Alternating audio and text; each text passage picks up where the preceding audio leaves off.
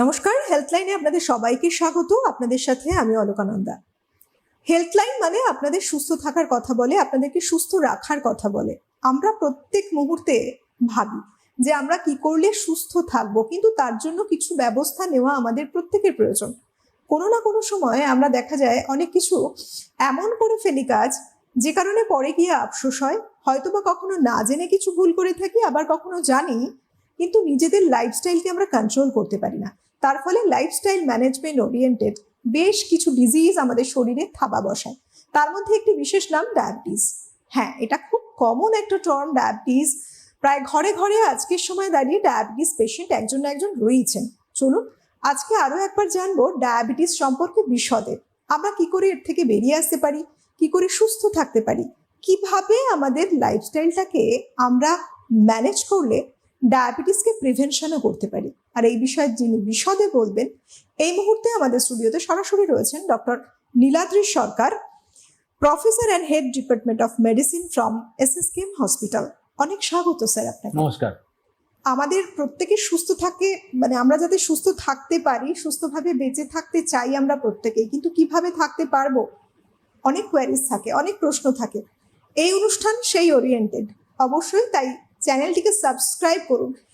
চলে যান সরাসরি ইউটিউবে, সেখানে গিয়ে সার্চ বাটনে লিখে ফেলুন সিটিভিএন একেডি প্লাস এবং সঙ্গে চ্যানেলটির লোগো দেখতে পাবেন। ক্লিক করে সাবস্ক্রাইব করুন, তাহলে আপনার পছন্দসই অনুষ্ঠান যে কোনো সময় দেখতে পাচ্ছেন। প্রথমেই বলে রাখলাম, এবার আমরা চলুন সরাসরি জানবো ডায়াবেটিসের সংক্রান্ত বিভিন্ন বিষয়। প্রথমে আসি স্যার, ডায়াবেটিস বহু মানুষ জানেন আজকের সময় দাঁড়িয়ে যে ডায়াবেটিস মানেই এমন এক রোগ, অন্যান্য রোগগুলোকেও এন্ট্রি দিয়ে দেয়।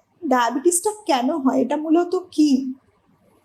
ডায়াবেটিস একটা মেটাবলিক ডিজিজ।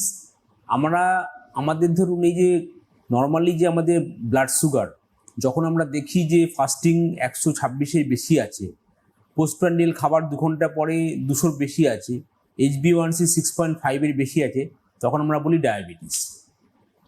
এই ডায়াবেটিসটা হয় অনেক প্রবলেম, ধরুন কারোর জেনেটিক প্রবলেম থাকতে পারে, জেনেটিক্যালি ইনভলভ থাকতে, কারোর ধরুন লাইফস্টাইল, ধরুন ওবেসিটি হয়ে গেল, ওজন বেড়ে গেল, ইরেগুলার লাইফস্টাইল, খাওয়া দাওয়া ইরেগুলার টাইমে, এই সব মিলে ব্যাপারটা ডায়াবেটিসটা দেখা দেয়। ডায়াবেটিস তো সাধারণত টাইপও রয়েছে।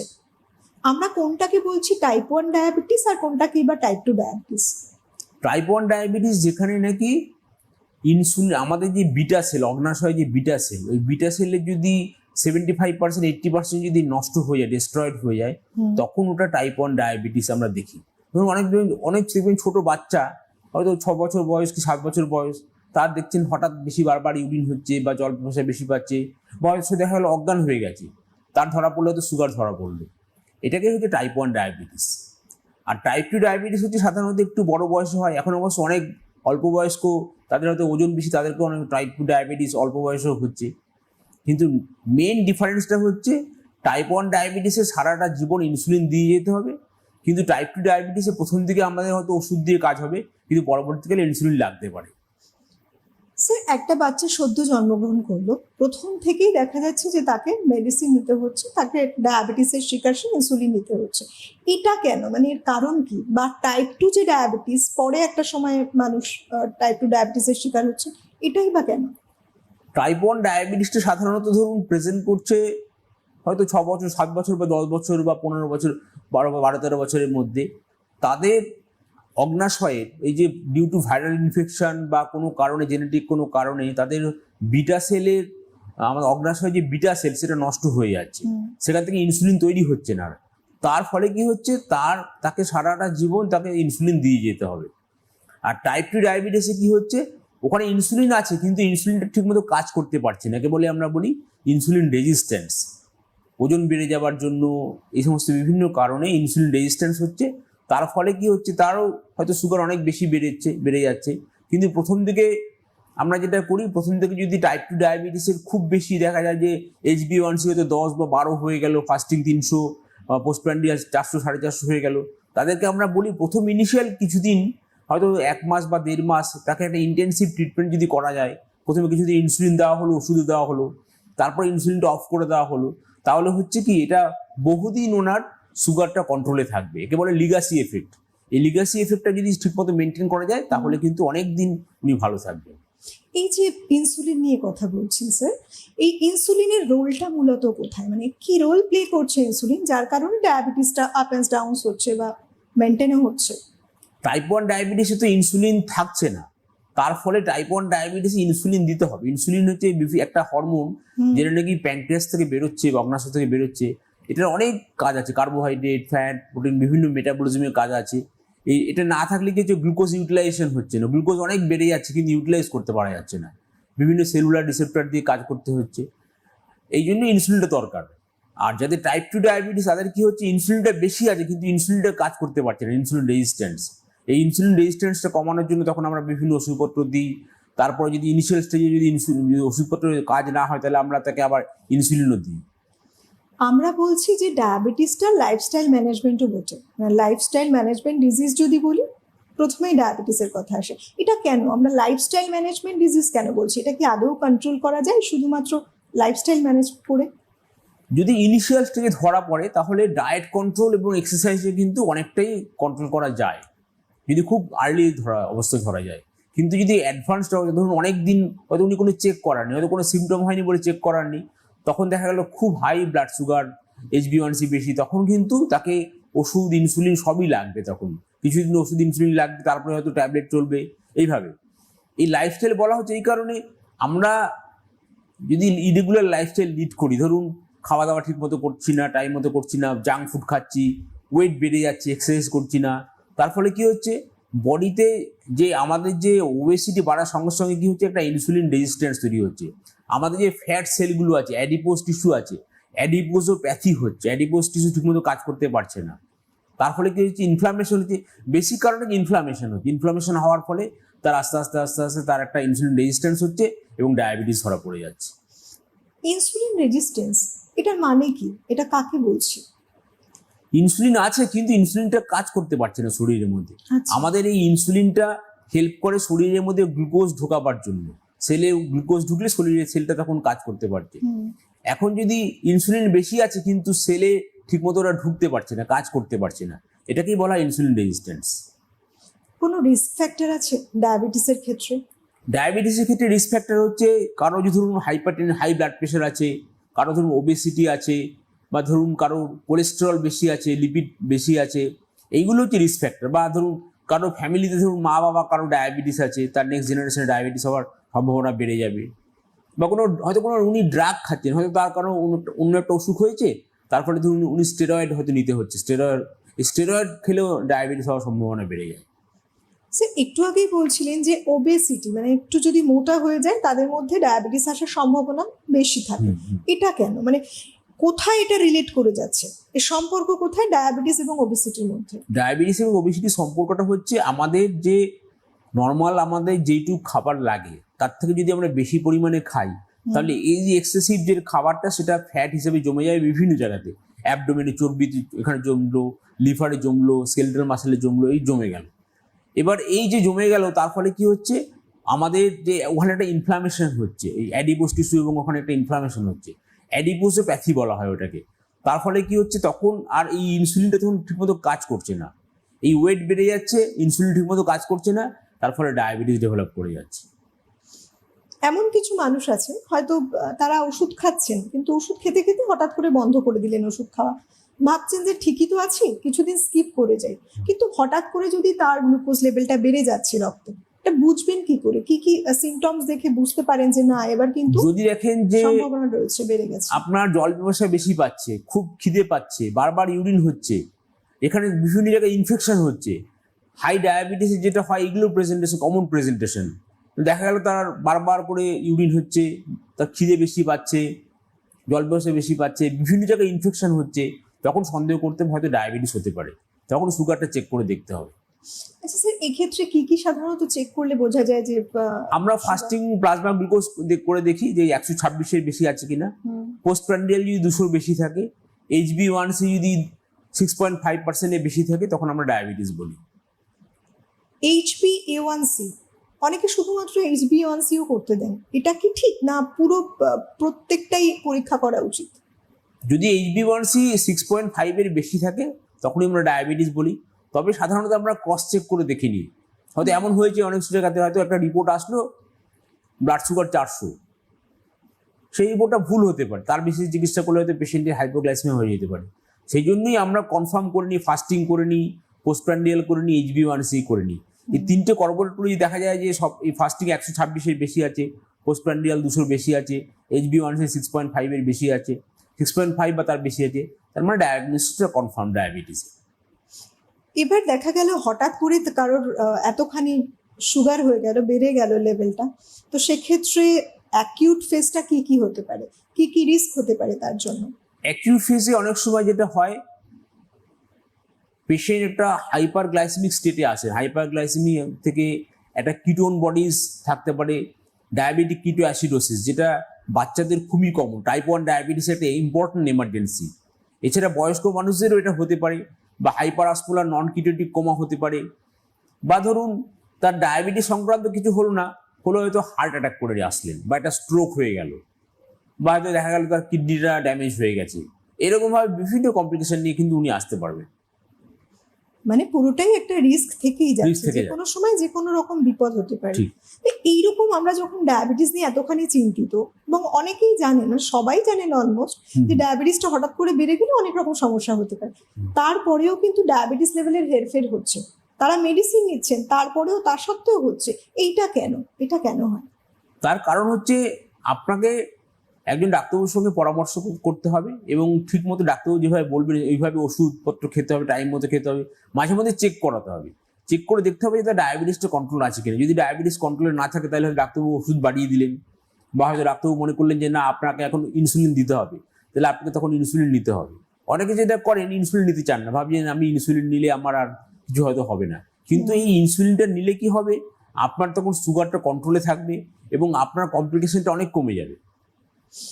এটা খুব একটা কমন ব্যাপার দেখা যায়, যারা ইনসুলিন নিচ্ছেন তারা মাঝে মধ্যে যখন দেখছেন একটু ঠিকঠাক আছেন, হয়তো ডোজটা কমিয়ে দিলেন, আবার দেখলেন একটু বেড়ে গেছে, ডোজটা বাড়িয়ে নিলেন। এই নিজে থেকে কমানো এবং বাড়ানো, এটা কি আদৌ ঠিক? না, এটা ঠিক না। ডাক্তারবাবু যেভাবে বলবেন সেভাবেই আপনারা করবেন, কেননা আপনি তো জানেন না যে আপনার কতটা ডোজ বাড়াতে হবে, কত কমাতে হবে। অনেক সময় যেটা হতে পারে এরকম হয় যে হয়তো ইনসুলিনটা বেশি দিয়ে দেওয়ার জন্য তার হাইপোগ্লাইসেমিয়া হয়ে গেল, মানে সুগারটা ফল করে গেল, ফল করে অজ্ঞান হয়ে গেলেন। এটা একটা ইম্পর্টেন্ট এমার্জেন্সি। কাজে কখনো যদি কোনো ডায়াবেটিক পেশেন্টের এরকম হয়, বুক ধরপড় করছে, ঘাম হচ্ছে, তখন সঙ্গে সঙ্গে কী করতে হবে, চিনি জলে গুলে খাইয়ে দিতে হবে, অথবা গ্লুকোজ জলে গুলে খাইয়ে দিতে হবে। সুগারটা ফল করলে কিন্তু এই সিমটমগুলো হতে পারে। স্যার, এক্ষেত্রে একটা প্রশ্ন, সবার বাড়ি হয়তো মেজারমেন্ট করার মেশিনটা নেই, এবার আদতে এটা সুগার লেভেলটা বেড়ে গেছে না কমে গেছে বুঝতেই পারছেন না, বোঝার কি কোনো আলাদা করে উপায় আছে যে না এই সিমটমস গুলো না, কমে actually যেতে পারে বা বেড়ে যেতে পারে?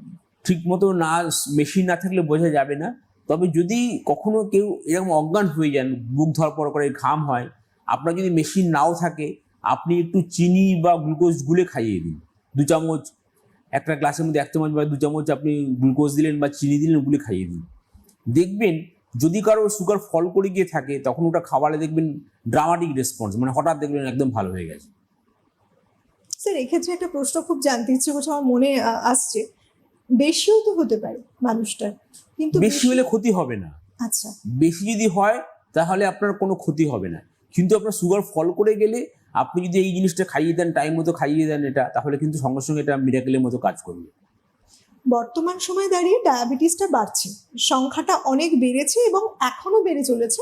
বেশ কিছু মানুষ আছে হয়তো জানেই না যে তাদের ডায়াবেটিস রয়েছে, হয়তো চেক আপ করতে গিয়ে হঠাৎ ধরা পড়লো তার গ্লুকোজ লেভেলটা বেড়ে আছে অলরেডি।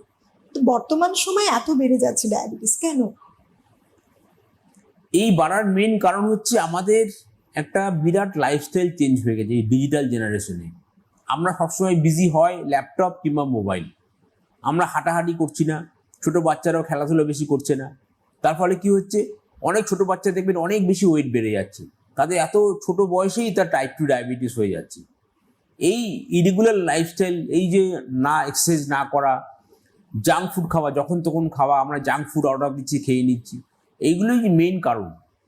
এই যে ধরুন আরো পেস্টিসাইডস ইউজ করা হচ্ছে, হ্যাঁ, এই বিভিন্ন ধরনের পলিউশন হচ্ছে, সবকিছু মিলে একটা মাল্টিফ্যাক্টরিয়াল কজ এটা কাজ করছে। স্যার, আমি এই কথাটাই আসি এই প্রসঙ্গ ধরে, এই যে বিভিন্ন রকম সবজি ফলানো হচ্ছে, আমরা খাবো, আমাদের খেতে হবে, লাইফস্টাইলে এটা একটা খাদ্যটা একটা ভীষণ ইম্পর্টেন্ট পার্ট। সেক্ষেত্রে চাষিরা যেভাবে ফসল ফলাচ্ছেন সেটার উপরে আমাদের হাত নেই, কিন্তু আমরা বেসিক্যালি কিভাবে খেতে পারি এই ফসলগুলো, সবজিগুলো, কি কি প্রসিডিওর করতে পারি যাতে হয়তো অনেকটা আমরা সেফ থাকতে পারি। আমরা যেটা করতে পারি, এটাকে ধরুন সবজি টবজিগুলো আমরা কিছুক্ষণ জলে ডুবিয়ে রাখলাম, কিছুক্ষণ বা ঘন্টা খানেক, হ্যাঁ, তারপরে যদি আমরা খাই তাহলে কিছুটা অন্ততপক্ষে সেটা থেকে আমরা মুক্তি পাবো। আচ্ছা, মানে একেবারেই রটা খাচ্ছে তার থেকে কিছুটা সেফ ঠিক। হচ্ছে। ডায়াবেটিসের সাথে আর একটা কথা জুড়ে আসে, সেটা হলো যে একবার ওষুধ শুরু করা মানে সারা জীবন ধরে চলবে হয়তো ওষুধ। আদতে কি তাই, না ডায়াবেটিসটা সেরেও যেতে পারে? ডায়াবেটিস যদি আপনার কন্ট্রোলে থাকে, ধরুন আপনি খুব ভালো রেগুলার ডাক্তারবাবুর পরামর্শ মতো এক্সারসাইজ করছেন, হ্যাঁ, আপনি হাঁটাচলা করছেন, আপনি অল্প করে খাচ্ছেন, টাইম মতো খাচ্ছেন, দেখা গেল আপনার সুগার লেভেলটা মোটামুটি নর্মালে আছে, HbA1c একদম খুবই ভালো আছে, ধরুন 5.5 আছে বা এরকম একটা আছে, তখন আমরা যেটা করি কিছুদিন আমরা ওষুধ বন্ধ করে দেখি, যে ওষুধ বন্ধ করে দেখি যে আপনার ওষুধটা লাগছে কিনা। হয়তো দেখা গেল ওষুধ ছাড়াই আপনার সুগার মোটামুটি কন্ট্রোল আছে। এটাকে বলি আমরা ডায়াবেটিক রেমিশন। কিওর বলি না, ডায়াবেটিক রেমিশন, মানে ডায়াবেটিসটা এখন রেমিশন অবস্থায় আছে, মানে এখন আপনার ওষুধ লাগছে না, আপনার এক্সারসাইজ এবং ডায়েট কন্ট্রোলের মাধ্যমে আপনি ভালো থাকছেন। এটা কিন্তু আপনি ইচ্ছে করলে বহুদিন এইভাবে আপনি চলতে পারেন যদি আপনার ঠিকমতো কন্ট্রোলে থাকে। ডায়াবেটিসের ট্রিটমেন্ট মানে মানুষ জানেন যে একটা সিরিঞ্জ ঢোকাতে হবে ইনসুলিনের জন্য, কিছু মেডিসিন খেতে হবে, এগুলো জানেন, কিন্তু আদতে এখন তো সময় এগিয়েছে, কি কি এমন ট্রিটমেন্ট রয়েছে যে সত্যি কি শুধু মেডিসিন এবং এই ইনজেকশন এটা নিয়েই চলতে হবে, মানে ইনসুলিন নিয়েই চলতে হবে, নাকি আরো এমন কোনো উপায় আছে যাতে মানুষ খুব তাড়াতাড়ি রিকভারি তাদের জন্য পসিবল হতে পারে? খুব যদি ধরুন ওবেসিটি থাকে, মরবিড ওবেসিটি যেটাকে আমরা বলি, ওজন অনেক বেশি, তার ধরুন ডায়াবেটিস হয়েছে, বিরিয়াট্রিক সার্জারি করলে, বিরিয়াট্রিক সার্জারি মানে স্টোমাকের মধ্যে দিয়ে এটা নল ঢুকিয়ে কিছুটা পরিমাণে স্টোমাককে ছোট করে দেওয়া হলো, বা বেলুন ঢুকিয়ে সেটাকে বন্ধ করে দেওয়া হলো। এই বিরিয়াট্রিক সার্জারি করলে দেখা গেছে অনেকের ডায়াবেটিসটা কিওর হয়ে যাচ্ছে, ডায়াবেটিসটা থাকছে না, এটা হচ্ছে। কিন্তু ম্যাক্সিমাম মানুষেরই যেটা করতে হবে সেটা হচ্ছে তাকে ডায়েট, এক্সারসাইজ এগুলোর উপর বেশি জোর দিতে হবে, তাহলে হচ্ছে কি উনি ভালো কন্ট্রোলে থাকবেন, কমপ্লিকেশনটা অনেক কম হবে। এটাই কিন্তু মেইন আমাদের মন্ত্র মতো মনে রাখতে হবে। এক্সারসাইজ, মেডিটেশন করতে হবে, কম করে খেতে হবে, টাইম মতো খেতে হবে, এবং ডাক্তারবাবু যে ওষুধপত্রগুলো দিয়েছেন সেগুলো ঠিক মতো খেতে হবে। ডায়াবেটিস মানেই একটা বড় চিন্তার জায়গা এখন মানুষের কাছে, এবং যত দিন যাচ্ছে মানুষ কিন্তু এর থেকে বেরিয়ে আসতে পারছে না। মানুষ হয়তো অনেক কিছু পড়ে ফেলছেন, জেনে ফেলছেন, কিন্তু তারপরেও দাঁড়িয়ে ডায়াবেটিসটা একটা সাংঘাতিক, মানে একটা সংক্রমণ ব্যাধির মতো ছড়িয়ে গেছে ডায়াবেটিস। তো ডায়াবেটিসটাকে প্রিভেন্ট করা সব থেকে ভালো স্যার, কিভাবে প্রিভেনশন পসিবল? প্রিভেনশন করতে হবে কিন্তু একবারে ছোটবেলা থেকেই, যার ধরুন একদম ছোটবেলা থেকেই বাচ্চাদেরকে খেলাধুলা করতে হবে, তাকে ওয়েটটা সম্বন্ধে সচেতন করতে হবে মা বাবাকে, তার যাতে ওজন যাতে না বাড়ে, তাকে জাঙ্ক ফুডটা অ্যাভয়েড করতে হবে। এইগুলো যদি করা যায় তাহলে কিন্তু সেই বাচ্চারা আস্তে আস্তে যখন বড় হয়ে উঠবে তার মধ্যে একটা হ্যাবিট তৈরি হয়ে যাবে, সে তখন একটা রেগুলার হ্যাবিটের মধ্যে থাকবে। তার ফলে কি হচ্ছে, এবং সে যদি চেক আপে থাকে তাহলে তার চান্স ডায়াবেটিস ডেভেলপ করবার চান্সটা অনেক কমবে। ইভেন যদি তার জেনেটিক্যালি যদি সাসেপ্টেবল থাকেও তাহলেও কিন্তু অনেকটা ভালো থাকবে। আর তা না ইরেগুলার যদি লাইফস্টাইল হয়ে যায় প্রথম থেকেই, তাহলে কিন্তু পরবর্তীকালে কন্ট্রোল করা খুব ডিফিকাল্ট। কারণ আপনারা সবাই দেখে জানেন যে ওয়েট বেশি বেড়ে গেলে ওয়েট কন্ট্রোল করা কত ডিফিকাল্ট, খুবই ডিফিকাল্ট ওয়েট কন্ট্রোল করা। সকাল থেকে রাত যদি বলি, একটা মানুষ যে লাইফ লিড করছেন, কেউ বা দেখা যাচ্ছে বাইরে কাজে রয়েছেন, বাইরে কাজে যাচ্ছেন, তাকে অনেক রকম বাইরের খাবার খেতে হচ্ছে, আবার অনেকে বাড়িতে আছেন কিন্তু বাড়িতে এসেও দেখা যাচ্ছে বিভিন্ন কারণে বাড়িতে বসে আছে, হয়তো মনে করছেন তারা একটা হেলদি লাইফ লিড করছেন, তারপরেও দেখা যাচ্ছে ডায়াবেটিস। সকাল থেকে রাত পর্যন্ত একটা সাজেশন যে কি করবে মানুষ, খাওয়া বলুন বা লাইফস্টাইলে বলুন, কি অ্যাড করতে পারে, কি কাট অফ করবে? রেগুলার আধ ঘন্টা করে হাঁটবেন, regular 30 minutes per day, 150 minute per week. এবং এই হাঁটার সঙ্গে সঙ্গে যদি একটু মেডিটেশন করা যায়, এবং যদি আমরা ফ্রুটস ভেজিটেবলস খাই, কার্বোহাইড্রেটের পরিমাণটা কমাই, জাঙ্ক ফুডটা যদি অ্যাভয়েড করি, স্মোকিং, অ্যালকোহল সব রকম নেশা যদি আমরা বর্জন করি, হ্যাঁ, এবং আমরা যদি সবসময় পজিটিভ থাকি, পজিটিভ চিন্তা করি, তাহলে কিন্তু আমরা অনেক রোগকেই প্রিভেন্ট করতে পারবো। তার মধ্যে ডায়াবেটিসও অন্যতম। আচ্ছা স্যার, স্ট্রেস, এবার আসি স্ট্রেসটা কি কখনো ডায়াবেটিস বাড়িয়ে দিতে পারে? হ্যাঁ, স্ট্রেস ডায়াবেটিস বাড়িয়ে দেয়। অনেকেই দেখা গেছে, এটা প্রমাণিত হয়েছে যে যারা এক্সেসিভ স্ট্রেসে আছেন তাদের ডায়াবেটিসের সংখ্যা বেড়ে যাচ্ছে। সেই জন্য স্ট্রেস কমানোর জন্যই এই লাইফস্টাইলটা ফলো করতে হবে। যে রেগুলার আমি যেটা বলছি মেডিটেশন যদি ঠিকমতো করা হয় তাহলে কিন্তু স্ট্রেস অনেক কমে যাবে, এবং স্ট্রেস কমার সঙ্গে সঙ্গে ডায়াবেটিসের ইনসিডেন্সও অনেক কমে যাবে।